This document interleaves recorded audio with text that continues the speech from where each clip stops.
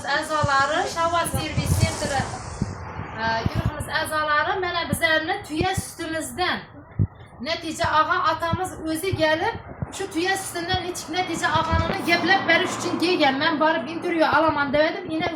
Yine ikinchi marta tuya sutini ichish uchun bu yerga kelib turibdi. Hozir o'zidan eshitamiz.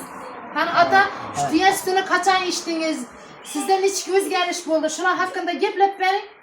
Ben 2 ay içtim, yaxşı olup gittim. Yine 2 ay öttiğinden keyin yine şuna ıhlas etip geldim. Tamam. Şuna alıp gitmem Sizda yeter. nechik o'zgarish bo'ldi? Oyoq qo'llaringiz, organizmingizda. Organizmine yaxşı oldu. İçki ezalarımın faydasıydı. Oturup duruş, ayak, kol, bir, hemmesine faydasıydı.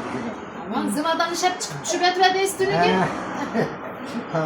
Mescid duvarlarına zina payarından çıkıp düşüp olan başkalarına örnek oldu. Onlar hem çıkıp düşüp ayakları yaxşı oldu. Ilohim. Endi testten ularga aytdim. Belki ular ham oladi. Shunda hammaga tavsiya etasiz, olib ichib ko'rishlari. Hammaga tavsiya etaman shuni.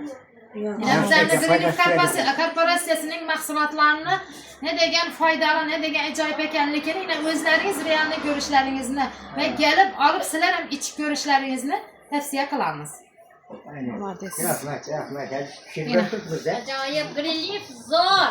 Haqiqatdan zo'r mahsulotlar 100% tabiiy, 80% lechepli. Plastikasiga o'tadi sizlar. O'tadi ota, bizada hamma narsa o'tadi.